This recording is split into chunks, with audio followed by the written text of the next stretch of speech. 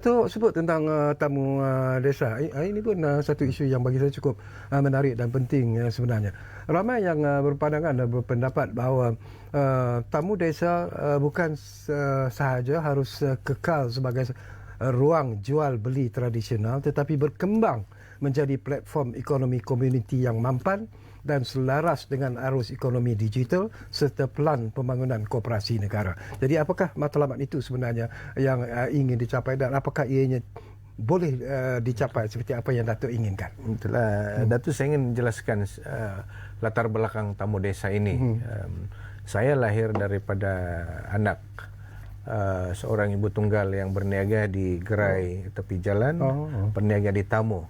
Di Sabah ini begitu banyak sekali tamu sekali dalam seminggu. Ya, betul. Hari Isnin kampung ini akan mengadakan tamu. Hari Selasa kampung lain akan adakan tamu, dan hari-hari berikutnya.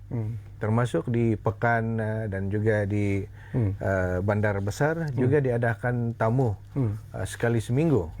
Tapi kalau dari segi kemudahan itu, terutama di kawasan luar bandar, itu memerlukan penektarafan, pembinaan baru, kemudahan yang lebih selesa. Jadi datang daripada masyarakat yang berjual di tamu semasa saya kecil, dan bila berada dalam kerajaan hari ini, diberi ruang di kementerian ini, saya tidak mahu melihat ibu-ibu yang berniaga di tamu sekarang masih berhadapan dengan ketidakselesaan, letak sayurnya di lantai, atas tanah, atau beralaskan bambu, gerainya itu kayu bulat. Jadi saya tidak dapat terima itu.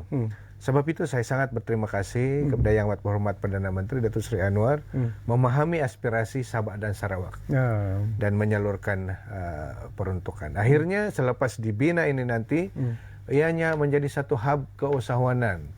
Masyarakat setempat di kampung atau di mukim itu berhimpun sekali seminggu berniaga. Kemudahan yang sama boleh digunakan untuk mesyuarat mingguan tekun, mesyuarat mingguan amanah ikhtiar, ataupun pelbagai lagi aktiviti rakyat yang lain. Dalam masa yang sama, kita mahu memupuk dan menggalakkan usahawan-usahawan tamu desa ini menumbuhkan koperasi.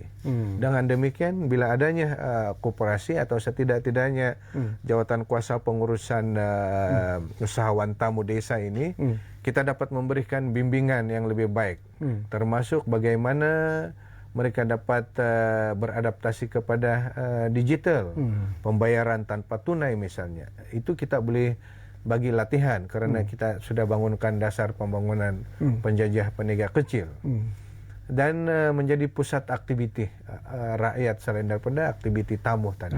Jadi inilah wawasan saya dalam mengangkat tamu itu sebagai satu hub keusahawanan di luar bandar, bermula di Sabah dan Sarawak.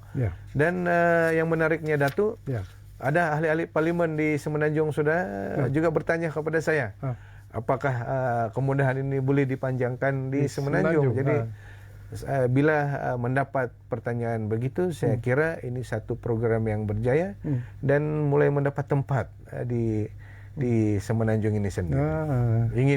Ingin bertanya bagaimana ini boleh dilaksanakan di Semenanjung. Tapi di Semenanjung ini ada pasar harian.